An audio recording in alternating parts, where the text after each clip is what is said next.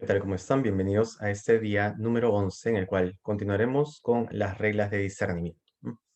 Estamos revisando las reglas de discernimiento para lo que habíamos descrito como la primera semana de ejercicios espirituales, que es sobre todo un tiempo que se caracteriza por ser purgatorio en cuanto que reformamos realidades de nuestra vida, identificamos nuestros pecados, renunciamos a ellos, ¿no? Como íbamos viendo ya en las primeras 5 reglas, las primeras 6 reglas, perdón. ¿No? Ahorita estamos comenzando con la séptima, vamos a ir hasta la última regla de la primera semana, que es la regla 14. Entonces, bueno, comenzamos. En esta séptima regla nos comenta así San Ignacio. Bueno, antes de entrar, seguimos en la misma línea de lo que estábamos comentando ayer, ¿no? Hacia las últimas reglas estamos comentando sobre lo que es la consolación espiritual, lo que es la desolación espiritual. En las primeras reglas comentábamos lo que es propio del buen espíritu y el mal espíritu en el pecado mortal, ¿no? En aquellos que viven una vida de pecado mortal, en aquellos que ya renuncian también a una vida de pecado mortal. Y continuando el tema de la desolación espiritual, continuamos con este séptimo punto, ¿no? En la quinta y sexta regla habíamos hablado sobre ir en contra, ¿no? De la desolación, y en la sexta regla particularmente, y en la quinta, em, si no me equivoco, también o sea, y también en línea con este tema de la desolación en cuanto a resistir y combatirla, ¿no? Bueno, ahora sí continuamos con la séptima regla. El que está en desolación considere cómo el Señor le ha dejado en prueba en sus potencias naturales, para que resista las varias agitaciones y tentaciones del enemigo, pues puede con el auxilio divino, el cual siempre le queda, aunque claramente no lo sienta, porque el Señor le ha abstraído su mucho hervor, crecido amor y gracia intensa, quedándole aún gracia suficiente para la salud eterna. Entonces, ¿qué es lo que nos trata de mencionar aquí San Ignacio? ¿No? Es este sentido de que y un poco también de lo que versa en general el tema de la consolación y desolación en la primera semana, es de que no nos dejemos simplemente llevar por este impulso espiritual que nos aleja de aquello que es santo. ¿No? Más bien, ¿no? En ese sentido, conviene resistir a estas realidades, reconociendo de que si bien no siento no sé, ¿no? Este deseo como mencionamos ayer, ¿no? Ya sean para realidades grandes o realidades pequeñas, ¿no? Para un discernimiento de estado de vida, de forma de vida, de lugar de residencia, que podrían ser realidades importantes, de oficio, o el discernimiento de realidades pequeñas. Lo que debe primar, pues, es esta resistencia de la desolación, ¿no? No simplemente sucumbir a la desolación, sino más bien resistir, ¿no? Recordando sobre todo que si bien no sentimos de forma particular la gracia que nos impulsa a asumir estas realidades, la gracia sigue ahí, ¿no? No hay una gracia sensible, ¿no? La desolación implica la ausencia de una gracia sensible, pero no es que Dios se haya ido, ¿no? Dios permanece ahí, Dios nunca abandona en ese sentido. Sin embargo, claro, ¿no? Dios, como dice aquí, ¿no? Dios explícitamente, pues, al permitir la desolación, nos ha abstraído de este hervor, de este deseo, de este crecido amor. No obstante, pues, en medio de esta prueba en la cual hemos sido dejados a las potencias naturales de nuestra alma, también tenemos mayor posibilidad de rendir culto a Dios, ¿no? Si bien pues sin Dios nada podemos, en la medida en la que somos más fieles con una menor gracia, ¿no? O sea, con una menor consolación, hay mayor mérito en la virtud que vivimos, ¿no? Pues no somos impulsados por una consolación espiritual, sino más bien por nuestro deseo de hacer la voluntad de Dios, ¿no? Que es más puro aún que pues ser movidos por consolaciones. Entonces recordar pues sobre todo ese sentido de que en medio de la desolación aún tenemos la gracia suficiente para negarnos a la desolación, a lo que sería propio de la desolación, o las consecuencias de la desolación que nos podrían llevar pues al pecado o a alejarnos de Dios, y que Dios permanece pues siempre ahí, ¿no? Y que es la mejor oportunidad también para demostrar nuestro amor y que verdaderamente somos lo que decíamos cuando estábamos en un estado de consolación, ¿no? En un estado de consolación podemos prometer muchas cosas, disponernos de muchas realidades, pero el momento en el que realmente se prueba eso no es en la consolación, ¿no? El momento en el que se demuestra el amor no es tanto en la consolación, sino en la prueba y en la desolación. Octava regla. El que está en desolación trabaje de estar en paciencia, que es contraria a las mortificaciones que le vienen, y piense que será presto consolado poniendo las diligencias contra la tal desolación, como está dicho en la sexta regla, ¿no? Entonces, bueno, menciono otra vez, ¿no?, el punto de la sexta regla de poner diligencias en contra, ¿no? O sea, de ir en contra, de hacer este exceso de virtud. Pero además, ¿no?, y sobre todo creo que lo principal que hay que sacar de aquí es el trabajo de la paciencia, ¿no? Dios nos pone a prueba por medio de la desolación, o sea, ya sea que Dios, o sea, Dios permite la desolación, ¿no? No siempre podríamos estar completamente claros de que si es que Dios la desea explícitamente, pero, o sea, activamente, ¿no? Que es un deseo activo de Dios, pero de una u otra forma, si es que es permitida, es un deseo pasivo, ¿no? O sea, Dios permite que esto pase. Y es conveniente porque nos ayuda a trabajar pues en una paciencia interior, en reconocer que somos débiles, en reconocer que no somos nada sin Dios, en reconocer la importancia de las consolaciones, en reconocer en que no podemos atar nuestra vida de virtud a la consolación ni a la desolación. Em, y reconocer también de que sí, ¿no? Efectivamente, presto seremos consolados, ¿no? Presto de repente no tanto en tiempo, en cuanto que automáticamente, ¿no? A veces sí, dependiendo del tipo de desolación por el cual estemos pasando, pero sí en cuanto a que la desolación siempre termina, ¿no? O sea, nunca, nunca ninguna desolación dura para siempre, ninguna consolación tampoco dura para siempre, ¿no? Lo que permanece es la palabra, la promesa de Dios, el amor de Dios, incluso aunque no sea sensible en la consolación, permanece.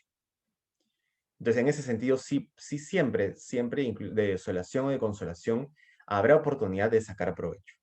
Porque el amor de Dios permanece, porque la gracia de Dios permanece, como también mencionaba la séptima regla. La novena regla habla sobre las tres causas principales por la que nos hallamos desolados, ¿no? Dice así, la primera es por ser tibios, perezosos o negligentes en nuestros ejercicios espirituales. Y así por nuestras faltas se aleja la consolación espiritual de nosotros, ¿no? Aquí en ejercicios espirituales a San Ignacio se refiere no solo dentro de los ejercicios espirituales ignacianos, sino en general a todo aquello que implica un ejercicio espiritual, ¿no? Entonces, que sería pues una vida de oración, una vida sacramental, ¿no? En la asistencia a misa, mínimo todos los domingos y fiestas de guardar, y bueno, la vida de confesión, mantenerse en gracia, etcétera. La vida moral, ¿no? El respeto de los mandamientos, la renuncia al pecado mortal y en gran medida al pecado venial deliberado, y el crecimiento, pues, en la vida de fe, en la formación, ¿no? Sobre todo, digamos, esas cuatro columnas en base a aquello que nos enseña el catecismo de la Iglesia, ¿no? Entonces, en la medida en la que seamos tibios, perezosos o negligentes con estas realidades, es decir, que cuando tengamos que hacerlas, que llevarlas a cabo, digamos, como que, o sea, como que nos dejemos vencer por la flojera, por el cansancio, por el deseo de hacer otra cosa que podría ser de repente aparentemente más divertida, ¿no? Más feliz en cuanto a placer, pero menos feliz en trascendencia.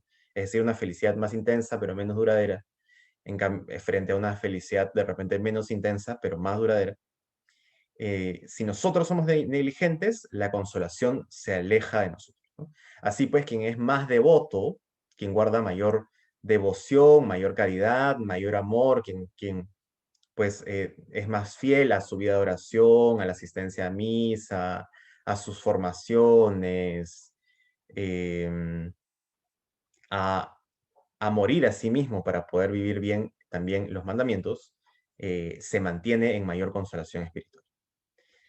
La segunda razón por la cual podríamos caer en desolación es por probarnos para cuánto somos y en cuanto nos alargamos en su servicio de alabanza sin tanto estipendio de consolaciones y crecidas gracias, ¿no?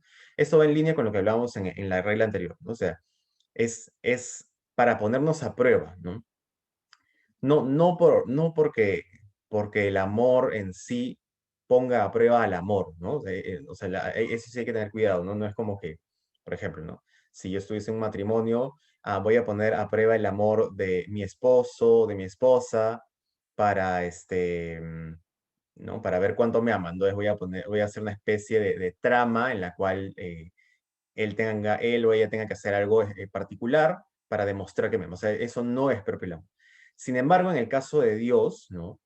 Él sabe, pues, de que lo amamos más en la medida en la que Él más nos ayuda, ¿no? Y la realidad es que el amor es más puro en la medida en la que amamos más en medio de la prueba, ¿no?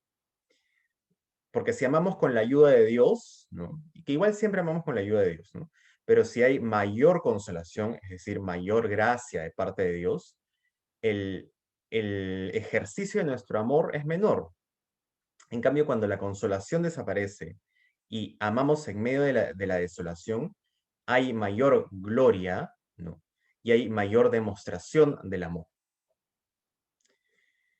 Tercer punto, tercer causa principal de la desolación, es por darnos vera noticia y conocimiento para que internamente sintamos que no es de nosotros traer o tener devoción crecida, amor intenso, lágrimas, ni otra alguna consolación espiritual, más que todo es don y gracia de Dios nuestro Señor.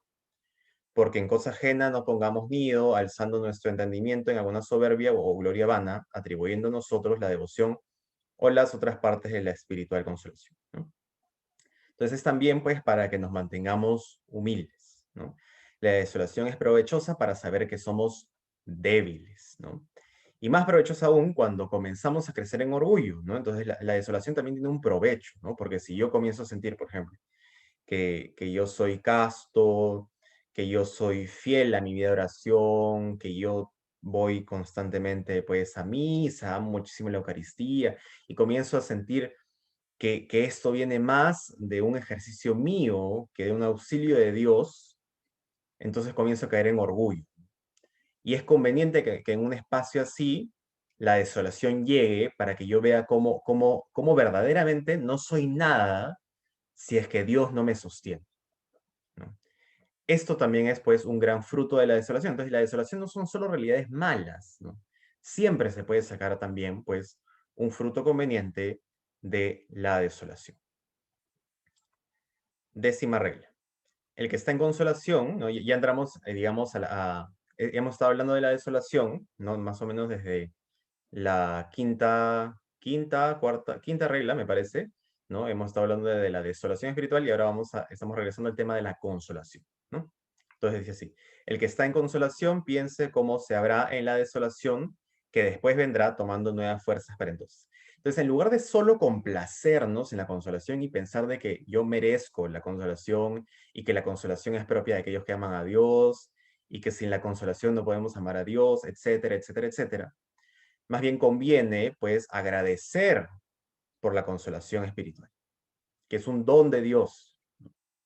Agradecerla porque no la merecemos y porque no es propia, o sea, no es necesariamente propia de las obras que llevamos a cabo, ¿no? Es un don de Dios, porque incluso, ¿no? Si viviésemos una fiel vida de oración, una fiel vida sacramental, etcétera, etcétera, no podríamos justificar por nuestra fidelidad que merecemos la consolación. Es probable que alcancemos la consolación por la fidelidad, sí, ¿no? Como decíamos antes en una de las reglas, pero no es que la merezcamos. Entonces conviene saber, pues, cuando estoy en consolación, que es el momento para tomar nuevas fuerzas, porque la consolación tampoco durará para siempre. Entonces, en la consolación conviene contemplar la desolación, y en la desolación también conviene contemplar la consolación. Así pues, en la consolación, sabiendo que la desolación podría llegar, y creciendo en agradecimiento, en amor, en fuerza, y en la desolación saber que la consolación llegará, ¿no? Y crecer pues en humildad, ¿no? En paciencia, en esta resistencia, ¿no? Y sacando provecho también de la desolación. Onceava regla. El que está consolado procura humillarse y bajarse cuanto puede, pensando cuán para poco es en el tiempo de la desolación sin la tal gracia o consolación, ¿no? Ahorita vamos a explicar bien esto porque está un poco enredado. Por el contrario, piense el que está en desolación, que puede mucho con la gracia suficiente para resistir a todos sus enemigos, tomando fuerzas en su Criador y Señor, ¿no? Entonces, la esencia de lo que estamos hablando en esta 11ª regla es el sentido de la humildad, ¿no? La importancia de la humildad en medio del discernimiento eh, bueno, de todo en el amor, básicamente. Entonces, la primera parte nos habla sobre la consolación, ¿no? Conviene, pues, mantenerse humilde o abajado en medio de la consolación, ¿no? En esta misma perspectiva de lo que hablábamos antes, ¿no? Pensando en el tiempo en que vendrá la desolación, ¿no? O pensando en cómo la consolación no estaría conmigo si no fuera don de Dios.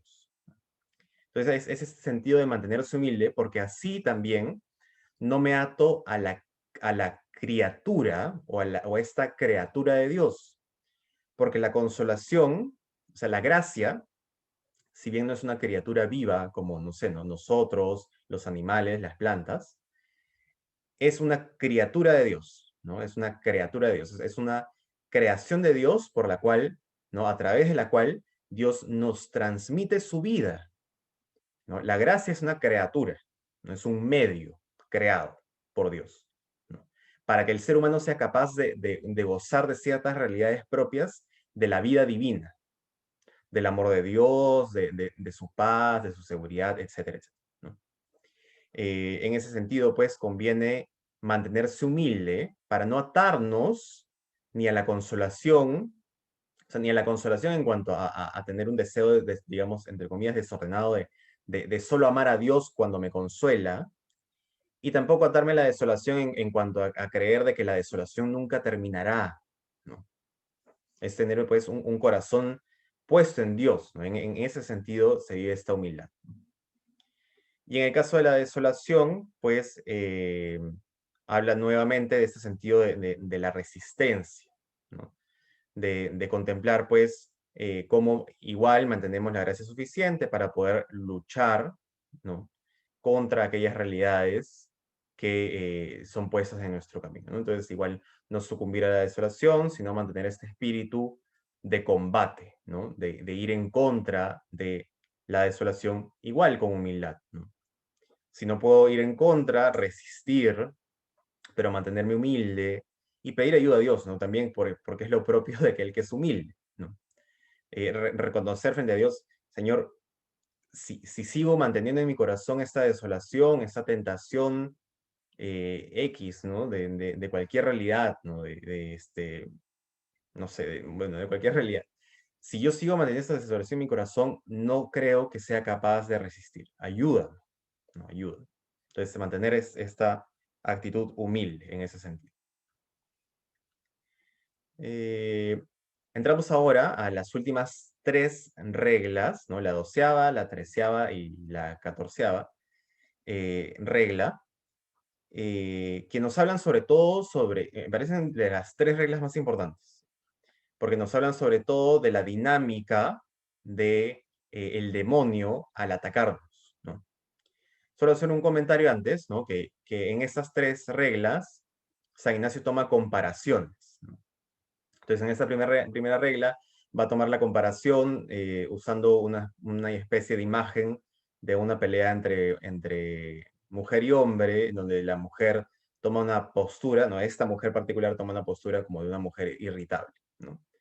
En la siguiente regla va a hablar, pues, de un hombre eh, más o menos como que de bajos instintos, que busca aprovecharse de mujeres, y al final va a hablar sobre la imagen de un caudillo, ¿no? Y lo menciono para que pues no se vayan a centrar tanto en la comparación, porque lo que estoy tratando de hacer es un ejemplo, ¿no? Y más bien saquemos pues lo que es rico y provechoso de la meditación, ¿no? Entonces dice así esa 12ª regla. El enemigo se hace como mujer en ser flaco por fuerza y fuerte de grado, porque así como es propio de la mujer, cuando riñe con algún varón, perder ánimo, dando huida cuando el hombre le muestra mucho rostro, es decir, cuando digamos, el hombre se planta firme, ¿no? Y por el contrario, si el hombre comienza a huir, perdiendo ánimo, la ira y la venganza y ferocidad de la mujer es muy crecida. Entonces, claramente no está hablando de cualquier pues, mujer, sino de una mujer particular irritable, ¿no? Que como que viene con una especie de deseo de pelea, algo así, ¿no? De la misma manera, y esto es pues, a lo que quiere llegar, ¿no? Porque está hablando aquí del demonio, de la misma manera es propio del enemigo, del demonio, enflaquecerse y perder ánimo dando huida a sus tentaciones cuando la persona se ejercita en cosas espirituales, pone mucho rostro contra las tentaciones del enemigo, haciendo él lo diametralmente opuesto. O sea, así no nos, o sea, si nosotros nos ponemos firmes, ¿no? Y vamos en contra, ¿no? O sea, hacemos lo diametralmente opuesto a aquello, pues, que el demonio propone, el demonio pierde fuerza. Porque es un combate explícito, ya no es como que, voy a resistir, no, no, es como que, ya tú vienes y me atacas, yo te ataco con más fuerza, ¿no? O sea, es así, ¿no? Tú pones en mi corazón el deseo de complacerme, no sé, en placeres y comodidades, entonces yo elijo mayores mortificaciones y mayor, no sé, ayuno, oración, etc., ¿no? Entonces, eso, ¿no? Como es una respuesta explícita, no solo de resistencia, sino de combate, hace perder fuerza al demonio en la tentación, ¿no? Entonces la tentación dura menos en mi alma también, ¿no? No sufro tanto por la tentación. Por el contrario, si la persona que se ejercita, comienza a tener temor, ¿no? Temor de la tentación, perder ánimo, perder fuerzas en medio de estas tentaciones, no hay bestia tan fiera como la haz de la tierra, como el enemigo de natura humana, o sea, el demonio, en persecución de su dañada intención con tan crecida malicia. Entonces, si yo cedo terreno al demonio, el demonio se hace pues más grande, ¿no? Se hace una bestia más grande, se hace más fuerte frente a mi falta de resistencia. Entonces, esto es importante, ¿no? En el sentido de que tenemos que combatir, ¿no? O sea, la esencia de esto es de que tenemos que despertar y tenemos que combatir, ¿no? Y cuando menos, tenemos que resistir, porque si yo le doy cabida al demonio, el demonio se va a pasear en mi alma y en mi casa como si fuera el dueño, cuando es Cristo quien tiene que ser el dueño de mi alma y de mi corazón. Entonces, tener este espíritu de combate y cuando menos de resistencia. 13ª regla, ¿no? Asimismo, sigue hablando el demonio, ¿no? Y va a ser, bueno, una comparación antes, igual que la vez pasada. Asimismo, se hace como vano enamorado, ¿no? Está hablando acá de un hombre, en querer ser secreto y no ser descubierto. Porque así como el hombre vano, que hablando a mala parte requiere a una hija de un buen padre o una mujer de buen marido, ¿no? Entonces es un hombre que está buscando aprovecharse de alguien, ¿no? De una mujer en general, ¿no? Entonces, ¿no? Quiere que sus palabras y persuasiones queden secretas, ¿no? Entonces, en secreto, ¿no? Busca a esta hija de buen padre o a esta mujer de buen marido, ¿no? Tratando de conquistarla. El contrario le displace mucho cuando esta hija, ¿no? Va al padre o la mujer al marido y descubre las vanas palabras y la intención depravada de este hombre, porque fácilmente deduce que no podrá salir con la empresa comenzada, ¿no? Al revelar y al tomar fuerza en el otro, ¿no? Aquí, pues, en el padre o en el marido, ¿no? Esta es la comparación. De la misma manera, ¿no? Ya aplicándolo más al demonio. Cuando el enemigo de natura humana, el demonio, trae sus astucias y persuasiones al alma justa, quiere y desea que sean recibidas y tenidas en secreto. Importante. Más cuando las descubre a su buen confesor o a otra persona espiritual, ¿no? A un guía espiritual, a un director espiritual, o incluso a un amigo o amiga, ¿no? Espiritual, pues porque claro, ¿no? O sea, de repente si le comentas algo espiritual a alguien que no sabe nada de lo espiritual, le va a decir como que, no te preocupes, tómate una cerveza, ¿no? Entonces, de repente, o sea, no hay nada de malo en tomar una cerveza, pero no es lo que necesitas escuchar en esa situación, ¿no? Que conozca sus engaños y malicias, mucho le pesa al demonio, porque deduce el demonio que no podrá salir con su malicia comenzada en ser descubiertos sus engaños manifiestos, ¿no? Entonces, lo que quiere el demonio es alejarnos del rebaño y atacarnos solos, ¿no? Y atacarnos y destruir nuestra moral, ¿no? Entonces quiere mantener estas tentaciones dentro de nosotros en secreto, ¿no? Quiere que nos ahoguemos en las tentaciones, en esta desesperación, en esta ansiedad, en este sentir, nunca voy a salir de mi pecado, em, nunca voy a cambiar, no puedo contra esto, es más de lo que yo puedo, y así me encierro, me encierro, me encierro, me encierro, y en lugar de ir a buscar ayuda en el otro, ni siquiera, o sea, y ni en Dios busco ayuda, ¿no? Que ya pues es alguien íntimo, ¿no? O sea, yo puedo hablar con Dios en el secreto de una forma también, y ya le estoy revelando mi realidad, pero hay pues también mucho provecho y de repente, en este caso explícito, mayor, en hablarlo con un confesor, ¿no? En hablarlo con un confesor, con una persona espiritual, y decirle la realidad que estoy viviendo, ¿no? Porque también es un acto de humildad esto, ¿no? O sea, decir, mira, estoy pasando por esta tentación, ¿no? Mira, estoy pasando por esta debilidad humana, soy débil, ¿no? Ayuda. Entonces es un acto de humildad, ¿no? Es un acto de humildad y hay hay muchos provechos que se sacan de esto, ¿no? Eh, porque uno de estos provechos puede ser pues el hecho de que cuando a veces comentamos las cosas, incluso mientras estamos hablando, vamos entendiendo mejor lo que estamos viviendo. Además, ¿no? El otro puede darme un consejo, no siempre, pero puede darme un buen consejo espiritual sobre cómo abordar esta realidad. Y en el peor de los casos, si es que ninguna de estas dos realidades ocurre, ya somos dos los que cargamos esta realidad, ¿no? No solo yo que la vivo, sino también pues el confesor, mi amigo, el guía, que tiene pues también la capacidad y la disposición para interceder por mí, para orar por mí, y esto pues se convierte en una especie de carga comunitaria, ¿no? Que al final en el fondo lo es porque somos una sola iglesia, un solo cuerpo de Cristo, y mis tentaciones pues de una forma también afectan a todos, ¿no? Entonces esta es la sabiduría de compartir con el otro nuestras tentaciones, con prudencia igual, ¿no? Pero nuestras tentaciones, nuestras desolaciones y en general los ataques que el demonio tenga contra nosotros. La 14ª y última regla. Asimismo, el demonio se hace como un caudillo para vencer y robar lo que desea, porque así como un capitán y caudillo del campo, asentado su real y mirando las fuerzas o la disposición de un castillo, le combate por la parte más flaca. De la misma manera, el enemigo de natura humana, el demonio, rodeando, mira en torno todas nuestras virtudes, teologales, cardinales y morales, y por donde nos haya más flacos y más necesitados para nuestra salud eterna, por ahí nos bate y procura tomar, ¿no? Esto es de las más grandes sabidurías que hay, ¿no? O sea, por un lado es evidente, ¿no? Pero por otro lado, en verdad, es una cosa así como para tenerla muy en mente, ¿no?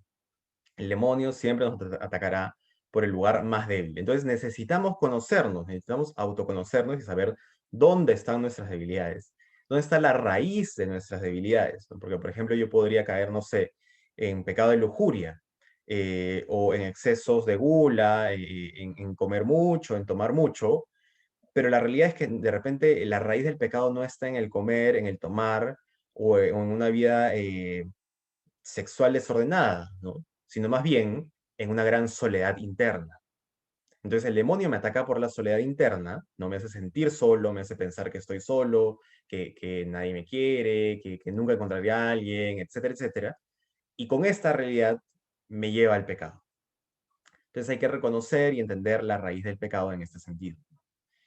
Para estar atentos, pues, por dónde atacar el demonio, para fortalecer, ¿no? Esta parte del castillo que está más débil. Y bueno, en realidad, bueno, se pueden sacar algunas otras nociones de esto, pero bueno, lo vamos a dejar por aquí, ¿no? Para no ser más extenso este video. Entonces, estas son pues las reglas de discernimiento de la primera semana.